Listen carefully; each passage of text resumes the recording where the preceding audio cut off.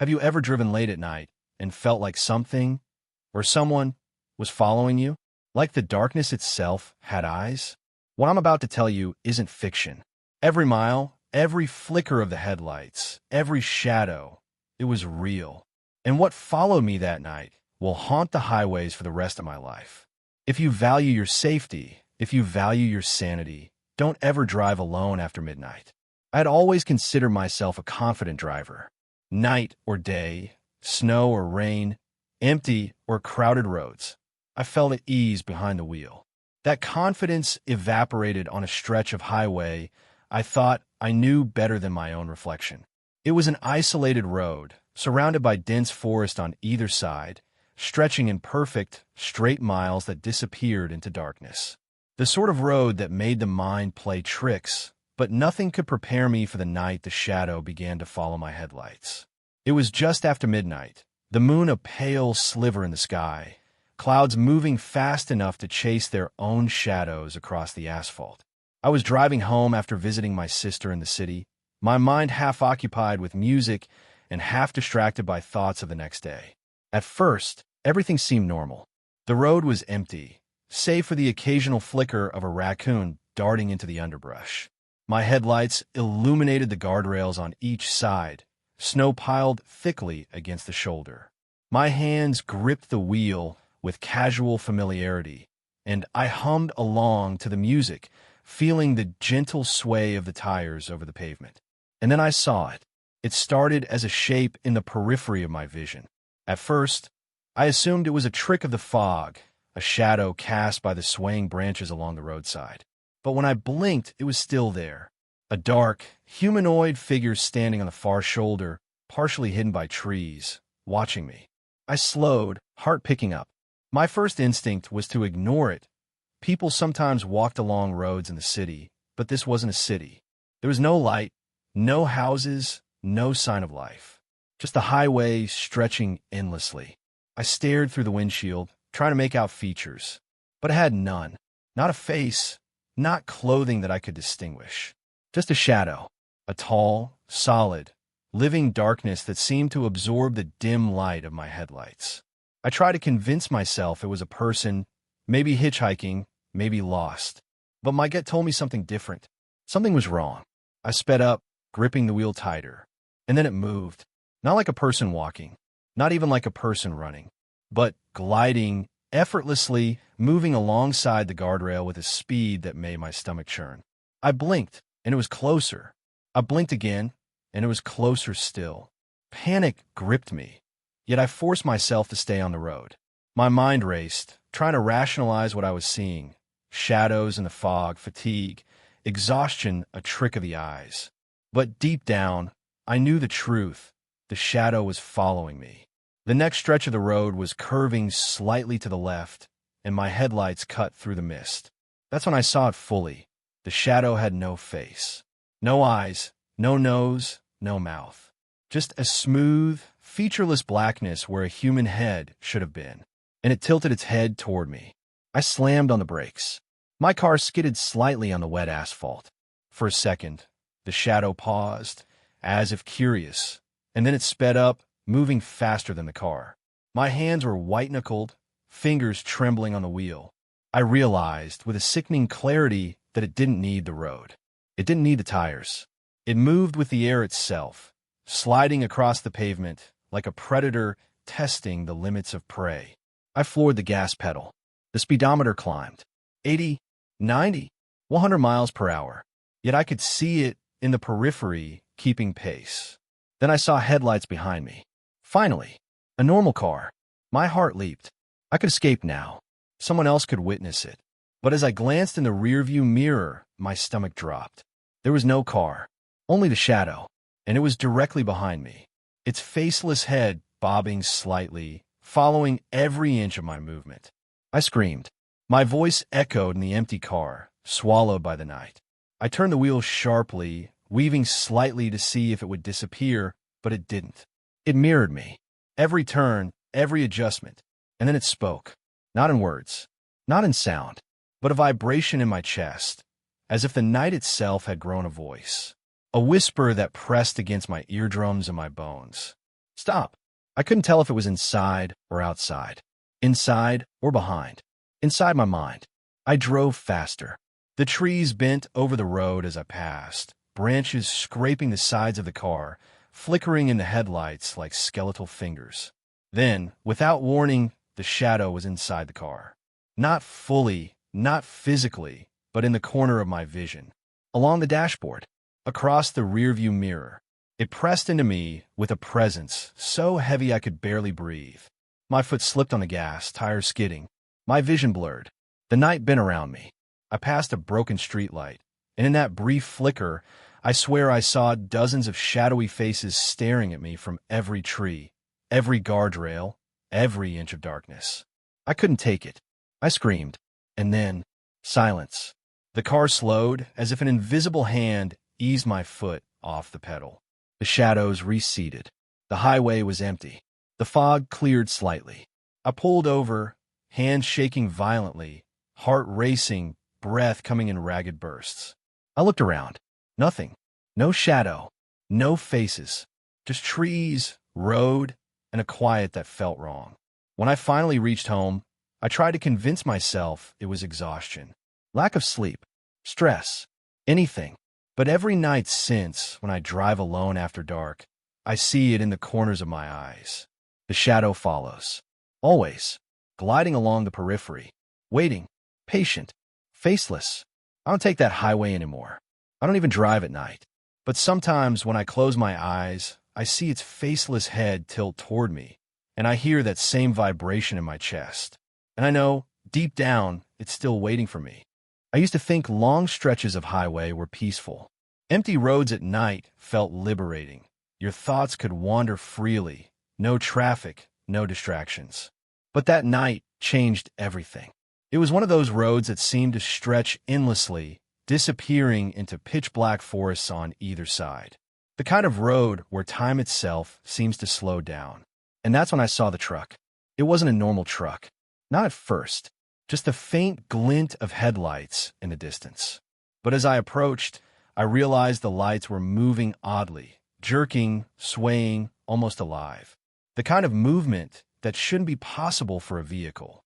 I slowed, thinking maybe someone had lost control. My car was small and low. I kept my hands tied on the wheel. As I drew closer, the truck's details became clearer. Rusted steel, dents all over, headlights cracked. But the worst part? The windshield was completely black. No reflection, no driver, nothing. It was moving toward me, slowly, perfectly centered in my lane, though I could see that there was nobody inside. I passed it, and it stayed there, driving parallel, matching my speed. My first instinct was to speed up. The truck accelerated too. I slowed. It slowed. It mirrored every single movement I made. Panic surged through me. Then I realized the road I was on didn't have any intersections. No exits. No side streets. There was no way for it to be in front of me, behind me, and beside me all at once. Yet somehow it was... I turned on the radio to distract myself, anything to break the tension. Static. Pure white noise. Then a voice, low and distorted, cut through. Don't look behind you. I slammed the radio off. Heart hammering. I glanced at the rearview mirror. Of course, nothing was there.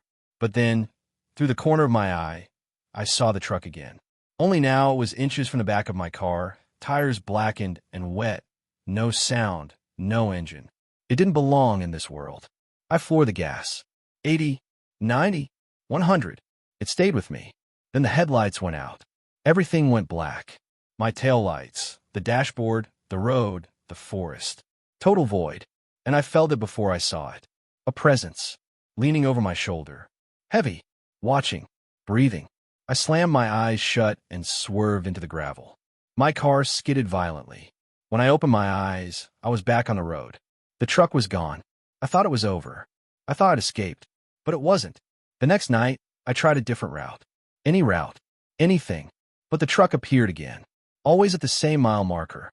Mile 47. Always moving without a driver. Always watching. Always waiting. I tried to tell people. Friends, family, even the police. Nobody believed me. They all said I was tired. That I needed sleep. That stress was playing tricks on me. But I wasn't tired. I was wide awake every time, and the truck never blinked. It never faltered. It knew I was coming. It always arrived. One night, I decided to stop. I pulled over. I waited, heart hammering, fog rolling in. The truck appeared on the horizon. Slowly, silent, foreboding. I stepped out of the car, trembling, and then I saw it. Its windshield was no longer empty. A face, pale, hollow, eyes black, void-like, staring at me. Mouth twisted in a grin that defied human anatomy. I turned and ran. Into the forest. The sound of crunching leaves behind me. The truck didn't move. It followed, somehow, without tires, without motion, just existing in the space I occupied. I made it to a small town. Neon signs, people, normalcy. I thought I was safe. But later, when I looked in the rearview mirror, I saw it parked on the roadside, headlights flicking on and off. No driver.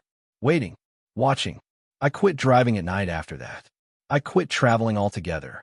But sometimes on quiet roads far from civilization, I think I see it. From the corner of my eye. The truck on the empty mile.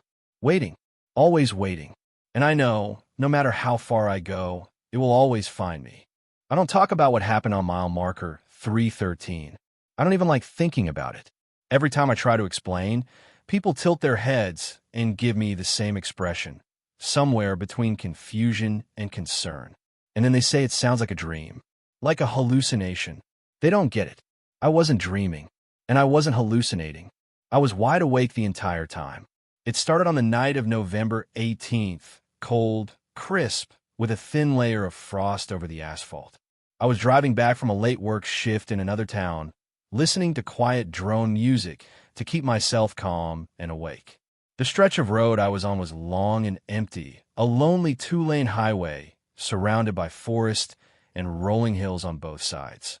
I had taken this highway hundreds of times before, but that night, something was wrong.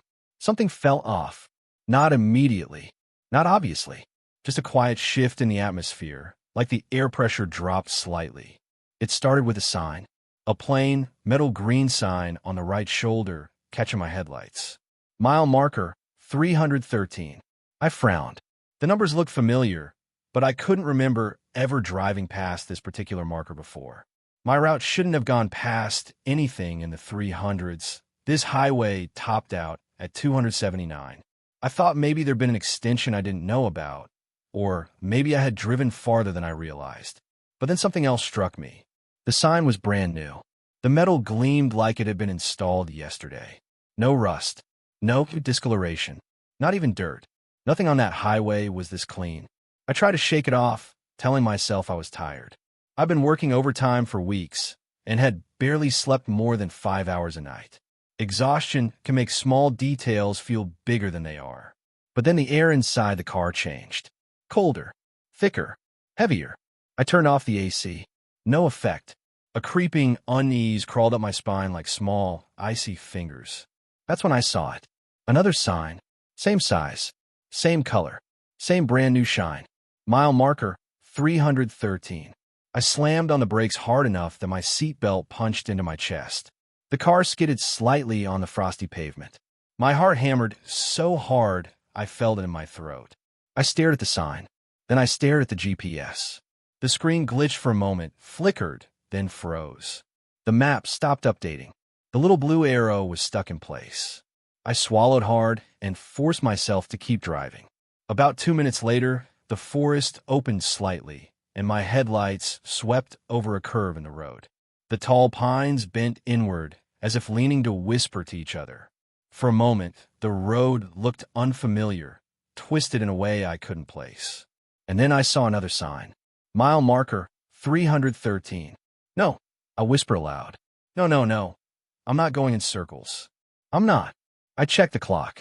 Only 6 minutes had passed since the first sign. My mind scrambled for explanations. Road construction? Detour? A new loop? A prank? None of them made sense. The highway was dead empty. No construction vehicles. No cones. No tire tracks except my own. I hadn't turned around. I hadn't taken an exit. The world around me was exactly the same as before, but twisted, like someone had copied and pasted the same mile of road into reality over and over. I drove faster. 70 miles per hour, 80 miles per hour, 90. My hands were shaking on the wheel. 2 minutes later, my headlights illuminated yet another sign. Mile marker 313. I felt sick. This wasn't a loop. At least not a physical one. Something else was happening. Something unnatural. Panic clawed at the edges of my mind. I punched the GPS, shaking it, hitting the touchscreen, tried to force it to recalculate. It froze completely, then the screen went black. I looked out the window. The pines are closer now, almost hugging the road. Their branches scraped the roof of my car with a slow, dragging sound that made my skin crawl. Then I saw movement between the trees. A tall, thin shape. Too tall, too thin, limbs like stretched shadows. It stood perfectly still as I passed, its featureless head turning slightly. Watching, I sped up again. A minute later, something darted across the road. I slammed the brakes. Not an animal. A human figure, but impossibly wrong. Long arms dragging on the asphalt. Legs bent backward. Neck stretched too far to be real. It moved like it was being puppeted by invisible strings. My breath came short and sharp. My pulse thundered in my ears. Then, faintly, barely audible over the idling engine, I heard something. Whispering, but not coming from the forest. Coming from inside the car. My blood turned to ice. The whispering grew louder, dozens of voices layered over each other. They weren't speaking any language I knew. They hissed and dragged syllables in a way that made my stomach twist. Something was wrong with the car radio. It had turned itself on. The screen still showed nothing, just a black void, but the speakers crackled with static and broken voices. I pushed the power button. Nothing. I held it down. Still nothing. The voices continued, whispers building into low, guttural moans. Then, suddenly, all the noise cut out. Silence. I put the car in gear and floored it. Minutes passed in a blur. Trees. Frost. Darkness. And then, inevitably, another sign. Mile marker 313. This time, something was different. The sign had changed. Instead of clean, shining metal, the numbers were smeared. Distorted. As if the paint had melted and dripped down the signpost. The reflective surface was cracked, beams of broken light, refracting like fractured mirrors. I kept driving. The forest pressed in tighter. The whispering returned, softer now, as if it was breathing with me, mimicking me. I tried calling for help. No signal, not a single bar. Then the car shuddered, like something heavy had landed on the roof. The metal groaned. A deep dent appeared above my head. I screamed and swerved. Whatever was shifted weight, crawling slowly toward the windshield. Its steps were soft but deliberate, too heavy to be an animal, too controlled to be anything human. The whispering grew louder again, and then something slid into view, upside down, hanging from the top of the windshield. A face, except it wasn't a face, just smooth, pale skin stretched too tightly over his skull. No eyes, no nose, just a slit of a mouth that slowly peeled open. Wider, wider, wider, splitting the skin, tearing it, revealing darkness inside. I screamed. I floored the gas. The creature's fingers, long, bony, too many joints, clawed at the glass, leaving deep gouges. The car roared down the road. The creature slipped, rolled backward, slammed onto the roof again. Then it was gone. I didn't slow down. Not for a second. The road stretched endlessly ahead. Another sign appeared. Mile marker 313. But this time, someone was standing next to it. A man, but not really a man. He was facing away from the road, body motionless, head tilted back unnaturally as if looking straight up at the sky. His clothes were shredded. His spine protruded from his back like jagged rocks. His arms hung limp and long, too long past his knees. And then, without turning around, he spoke. I heard it clear as day, right in my ear. You aren't supposed to be here. I swerved so hard the car nearly flipped. I didn't even check the rearview mirror. I couldn't. I was afraid of what I'd see. The forest vanished suddenly. The darkness lifted. And then, there it was. A new sign. Not mile marker 313, but mile marker 114. I had jumped backward nearly 200 miles. The car rolled to a stop on its own. My hands were shaking uncontrollably. I leaned forward and screamed until my throat tore. It was over.